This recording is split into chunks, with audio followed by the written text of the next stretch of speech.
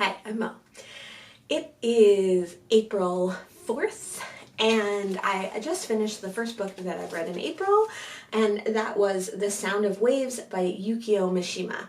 This is a book written in the 1950s, and it is translated by Meredith Weatherby. I read this as part of the Linguathon with Noelle and Annie, and this is a Asian translated work. I read this one for that readathon because it's the only Asian translated fiction book that I had, and that was one of the prompts. So this was already on my TBR. I will be doing a vlog on the Linguathon and all the prompts that I read for that, so you will see more of my thoughts there. This is a very simple love story. It's about a young man who is just coming of age. He has just gotten out of school and he is working on a fishing boat towards his dream of becoming a fisherman and supporting his family. Another one of his dreams is to find a wife and start a family of his own, and when a young girl who had been living off the island returns, he almost immediately falls in love with her. Their love story is the whole story of this book. It's very sweet, it's very, I want to say chaste, but there are quite a few sexual elements to this book. Like, I picture this being a romance novel of its day. It definitely has some current modern day like romance elements, which I don't read many of, but there's a couple of steamy scenes. They're not like sex scenes, but they're like headed that way. And there's definitely a discussion about women's bodies and how beautiful they are and admiring women's bodies. But what I thought was really interesting about this novel, and what I thought was really a huge part of the story, almost a character in and of itself, was the way the island is described, the sea is described, the nature elements of this book are described.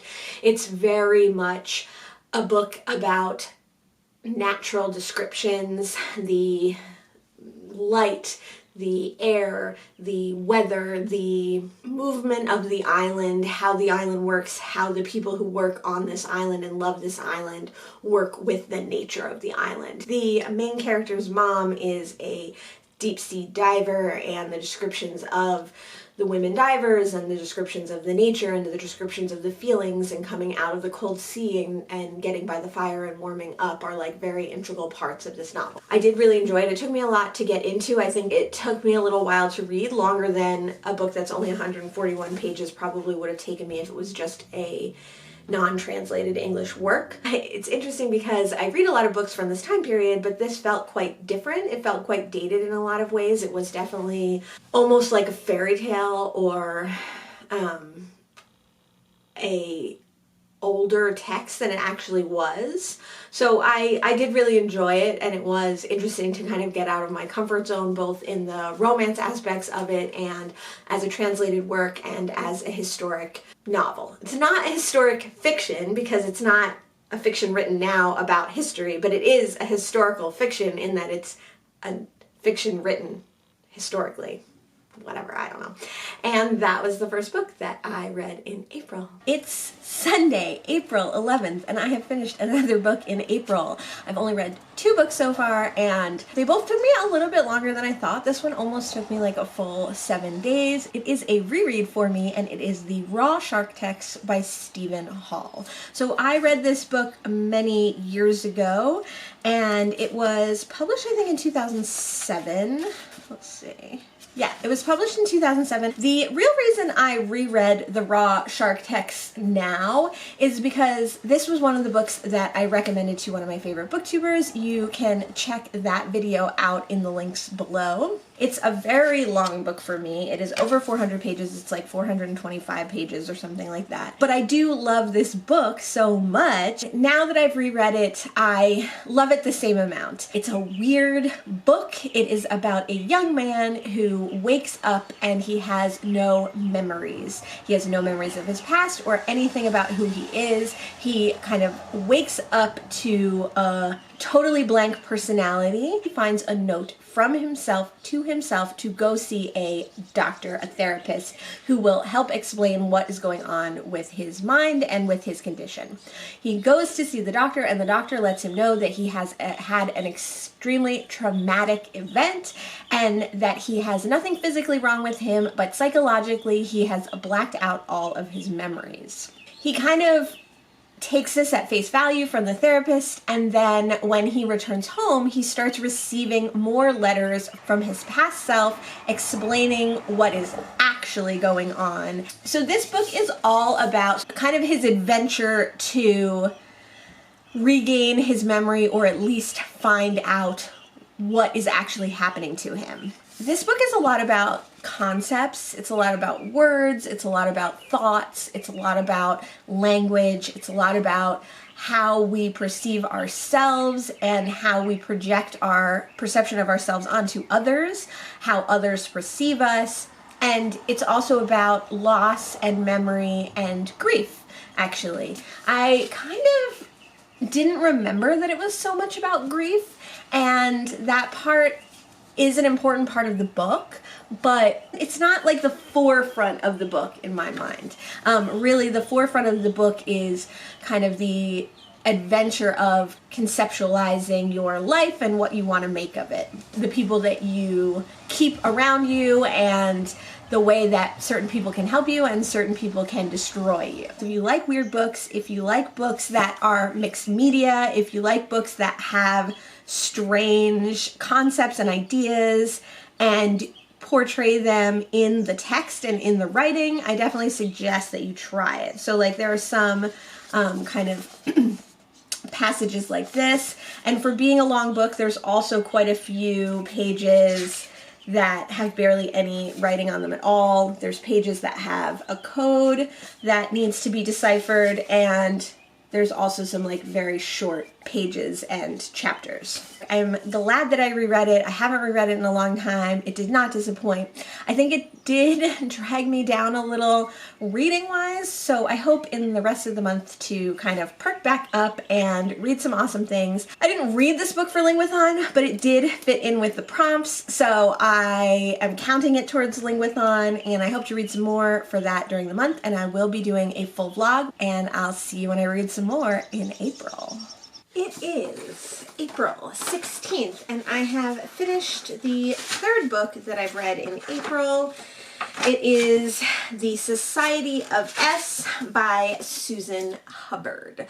This was in my Try a Chapter video, and this was actually the book that I was most interested in reading after reading the first chapter, which actually I just read the preface. This book is about Ari, who is a 13-year-old girl, and she has lived in relative seclusion in Saratoga Springs, New York for all of her young life. She lives with her father. Her father is a scientist. Even though she has little exposure to the outside world, she understands that her family is a bit weird. She has a caretaker, Mrs. McGarrett, who talks to her father about how she is a growing young teenager and needs the company of others. So Mrs. McGarrett starts taking her home to her house and her kids. Ari develops a best friend in the girl her age there, Kathleen. So as she finds out what more normal life is like outside of her home with her father and his research assistants,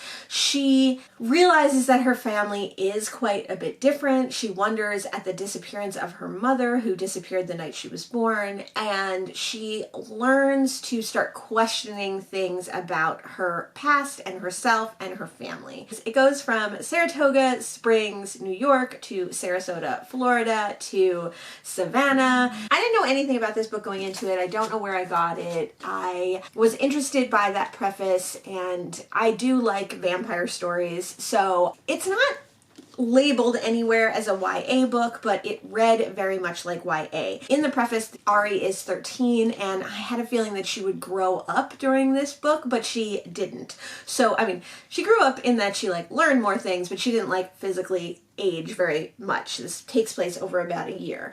It felt very simple and simplistic the way it was written. It had some interesting ideas, but it definitely wasn't like fantastic. It didn't have anything that was so new or interesting or spectacular to really make me endeared to it. I enjoyed it just fine. There are 2 other books in the series and I wouldn't seek them out, but if they happen to come my way, I think I would probably read them.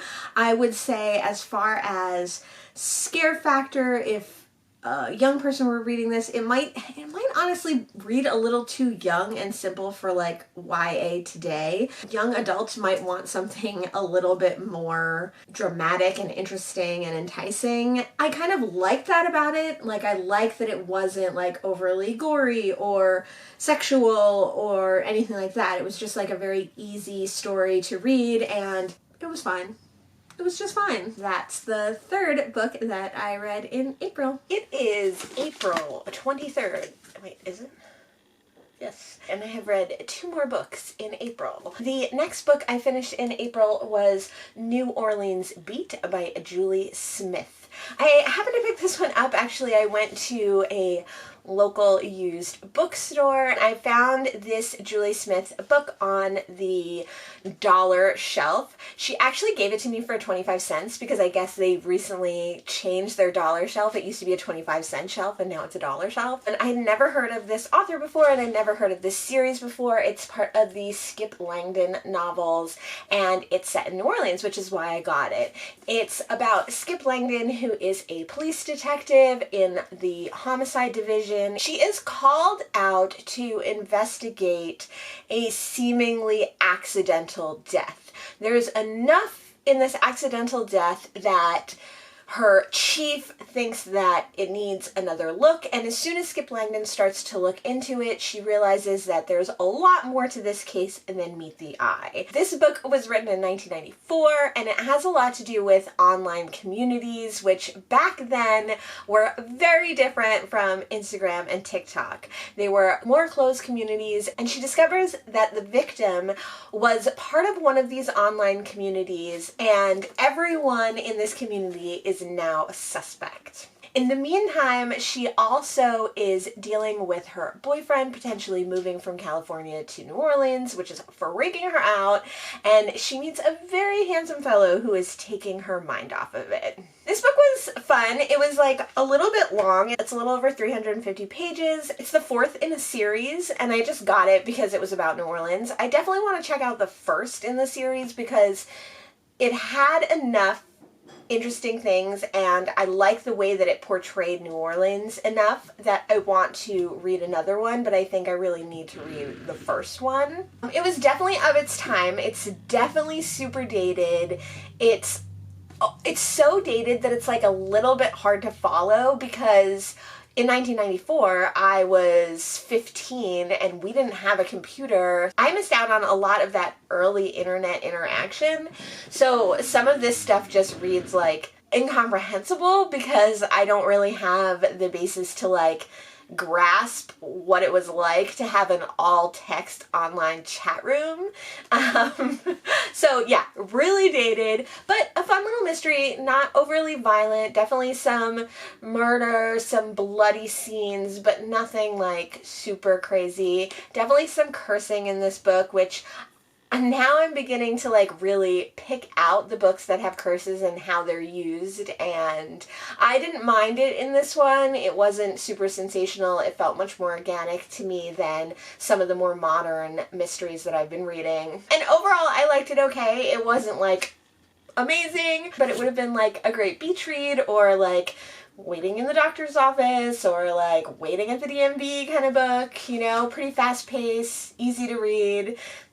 I definitely want to check out the 1st one. The next book I read in April, I read on audio. It is one of the Colin Dexter Morse mysteries. I think it's the 11th book in the series, The Daughters of Kane by Colin Dexter. I've been slowly making my way through all the Morse books. I love the Morse TV show. I love the Lewis TV show. And the reader for these audiobooks is Kevin Whately, who plays Lewis in the TV shows.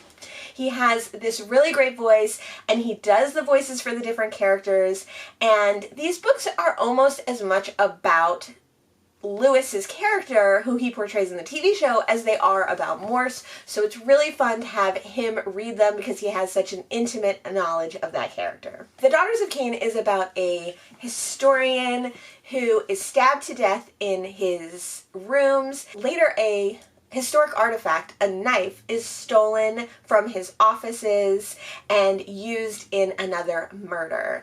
There are quite a few suspects that Morse has to get through. He inevitably feels incredibly endeared to one of the women suspects, maybe a little bit too much, and Lewis has to steer him on the right path to find the guilty party or parties. So I just realized that all of the books that I have listened to with Kevin Whately are abridged, which probably is for the best, to be honest. I'm going to count them as full books because I bet there's a lot of stuff in the original novels that is superfluous. Morse is a distinctly unlikable character, and these are definitely the kind of mystery novels that are a little bit a writer's fantasy, in this case a male fantasy, of, you know, being a crotchety old man, being a little bit out of his depth, being wrong a lot of the time, and your sergeant and partner is the person who really steers you in the right direction,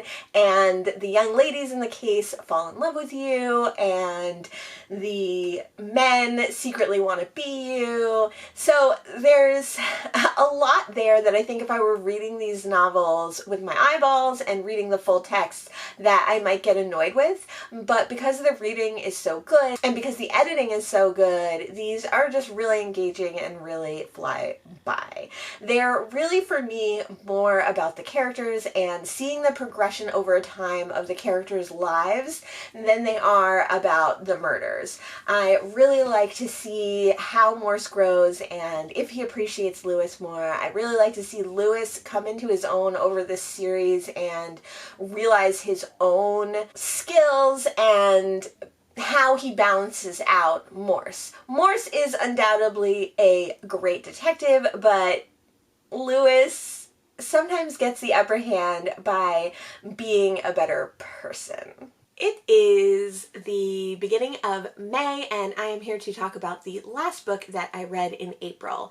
I finished one more book in April, and that was They Do It With Mirrors by Agatha Christie. This is the 5th or 6th book in the Miss Marple series, and this book starts out with Miss Marple talking to her American friend Ruth about Ruth's sister Carrie Ann. Ruth is visiting England. She says that the last time she was there a couple months ago, she went to visit Carrie Ann, and she was worried about Carrie Ann. She asks Miss Marple to go and check on Carrie Ann, to stay with her for a little while, to see if Miss Marple thinks that anything is amiss. Miss Marple agrees, and she goes to stay with her friend Carrie Ann. Carrie Ann is living on an estate from one of her former husbands, and her current husband has kind of converted this estate into a school and reform facility for young male criminals. So they live on the estate as well in separate housing, and they perform tasks around the estate,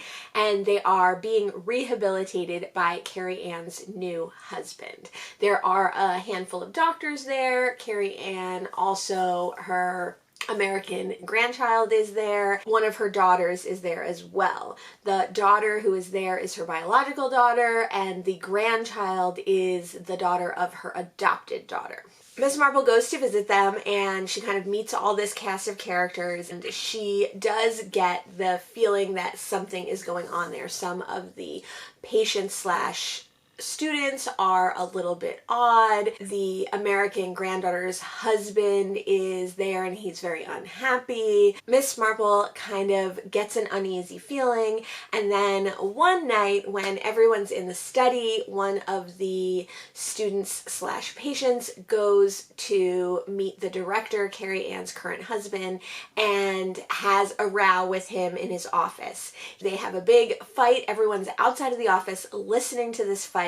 As that's happening, shots are fired, and later they discover that Carrie Ann's brother-in-law, who had recently come back to the estate was murdered while they were listening to this fight in this office. Miss Marble has to kind of work with the police and solve the crime and help the police solve the crime and kind of interview all this cast of character.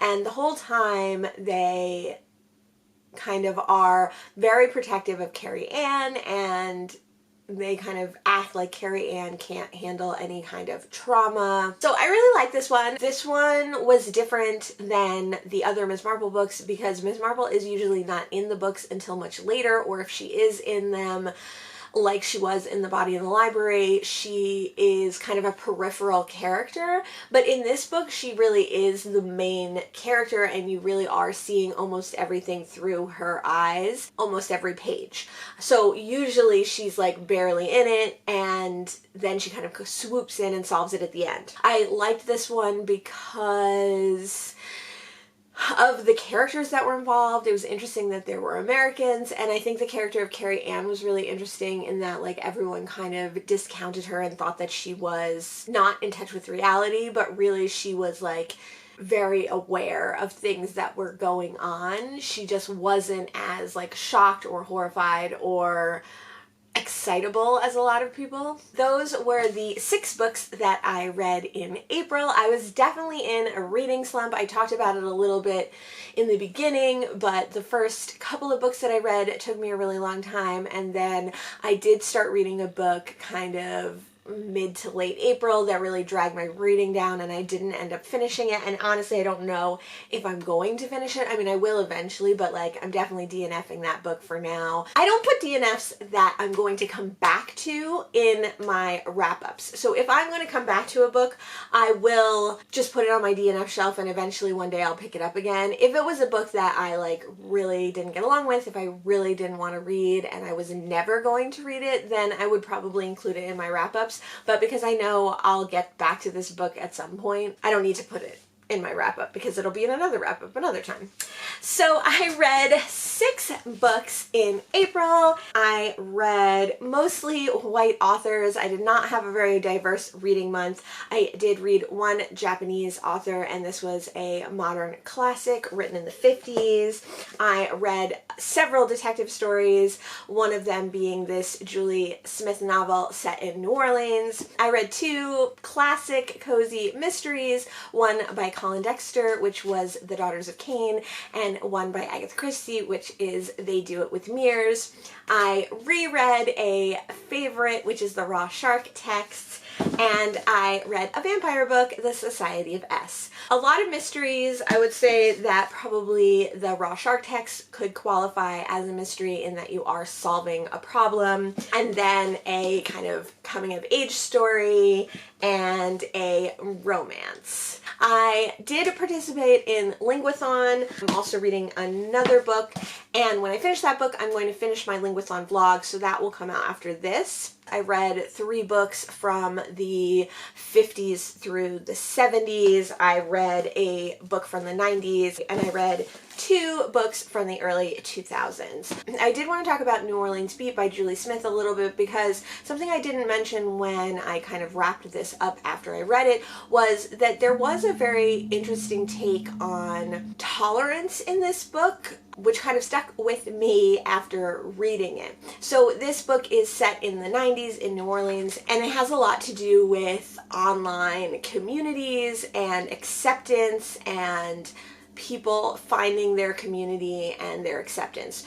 Skip Langdon is the main character. She is a white female. Her landlord and best friend is a gay male who has recently adopted his sister's 2 children. So his sister has passed away, and he is now caring for his niece and nephew, who are respectively 13 and like 7 or something. A single man raising his sister's children, and Skip, his best friend who lives on the same property as them, kind of becomes their default mother figure. So they have this mother / female figure in their lives, and then they have this male figure who happens to be a queer man. It talks a lot about like him having to curb his lifestyle and not go out as much and not party as much and not date as much.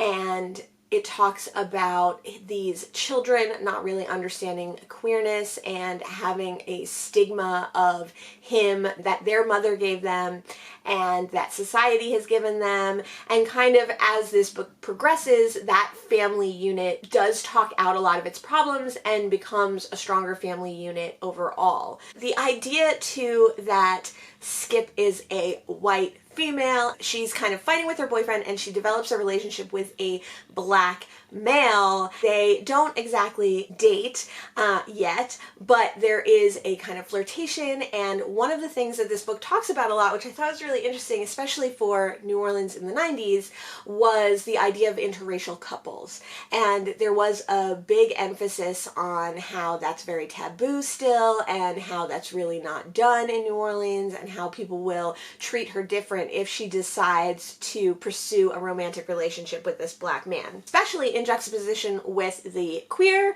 conversation, because the way that Julie Smith kind of talks about that queer family dynamic is very open.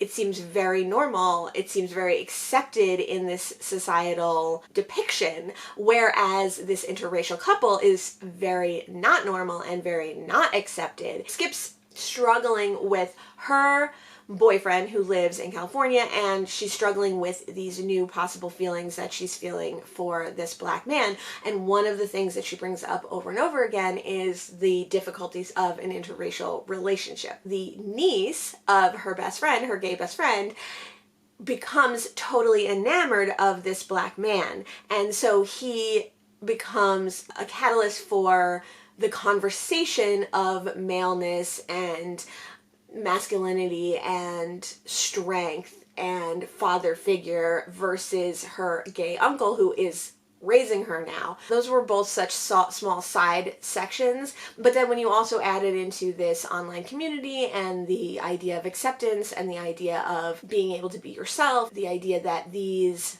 online community members are all over the country, but the ones that live close together have become a kind of de facto family, and they have gathered into, you know, a really accepting circle. Obviously, there's a murder, so not everybody accepts everybody, but you know.